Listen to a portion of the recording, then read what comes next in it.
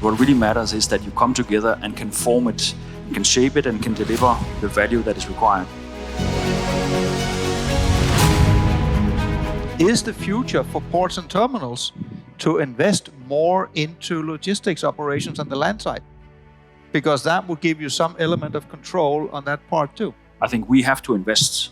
And if we don't invest, then it's because we have partners who can solve the issue, right? Because I think just like Etihad Air Cargo we talked about before, right? The Hope Consortium could not be established if you didn't have, let's say, a strong partnership where everybody delivers into, to the full supply chain of medication and the vaccines. And that demands that every single player has to be there. Does it necessarily have to be Abu Dhabi Ports Group? Does it necessarily have to be another logistics player? I think at the end, maybe that doesn't matter so much. What really matters is that you come together and can form it, can shape it, and can deliver the value that is required. Here you're talking about, of course, something that is of critical nature to the nation.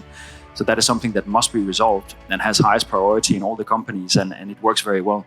But I think in our case, because we have all airports, both in Dubai and in Abu Dhabi, connected within a very, very, let's say, short range of the ports, we cannot sit here and say that everything is not interconnected. So we are really depending on that we have a very effective and efficient logistics system behind the ports. So we have had to invest, similarly to DP World. We have also invested significantly to solve some issues in the logistics supply chain, but we don't want to fix all of them, and neither does DP World. But there are critical things that are critical for the port to operate effectively, right? And if we cannot get that solution from an external partner, then obviously you have to put in the money yourself. And I think that's exactly the same situation you see in many other nations, that unless the port is willing to go in and make that investment, I would say it's better you do it together with somebody, because you create skin in the game for everybody to play in. So you actually can shape up these partnerships where both are dependent on the success of the outcome. But it's not always possible, right? And there you may have to say, in our situation right now, we know that for the Middle East, traditionally, when you look at trade rates for moving containers, the Middle East has lower average freight than a lot of other places in the world. So that's why a lot of our customers are being deprioritized, because we simply don't pay enough freight as a nation. So our customers who are producing, who are importing and exporting in the UAE, they're not paying enough freight. And that is on average, that is how it has been. But we never had this situation where the shipping lines would then say, well, sorry, you don't pay enough, so we're just going to take the vessels and sail straight to China and goodbye. We have that situation today, and of course things will come back, right? But in the wake of that, how do you resolve the issues, right? So of course we have to intervene, and I think we have done it as port operators. And one could argue, does that happen everywhere in the world? No, not necessarily, but I would bet you every single region has the same situation, where a port operator somewhere in the UK or maybe in China or Indonesia, they had to put money in to secure themselves a supply chain, either via feeder services or via other means of making sure that you offer the connectivity of your customers. And I don't think this is actually going to be just a fly-by-night. I think what this situation has caused is now that the ports have to be more willing to step up their efforts and be part of, supplement the global network also of shipping services.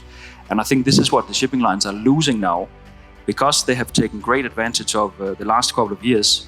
They are now going to be faced with the fact that competition will now look differently. And there will be more players who are going to try and supplement some of their services at the same time that the shipping lines wants to integrate way into logistics and last mile deliveries, buying airplanes and all these kind of other things. So I think the competitive landscape will change because of what we have experienced in the last couple of years. And I feel that as ports, we also play a role, but not every port needs to play a role, but play a role as a partner. But sometimes we have to actually put money into it. And we need to have skin in the game to make sure that we can solve the issues at our gates and solve the issues even inland-wise. But it could also be at times that we need to get into the shipping side of it, just to fix your supply chain lines to major food corridors or medication corridors or what is critical to you. And that will not go away tomorrow. That will remain, and it will probably remain for quite a period of time until you are absolutely sure that it maybe can be covered cost-wise much more effectively by somebody else, or because you shape up a new partnership. So I think it's always a moving thing. But I feel that it's not about a blame game. I think it's more a matter of we need to get things done. We cannot sit and wait, and we cannot sit on our hands So we play an active role. We play a very active role as Abu Dhabi Ports. DP World, I know, does exactly the same thing, and that's the way we solve issues for our customers here in the UAE. And I'm sure that will be also the same situation you will see, in many other places.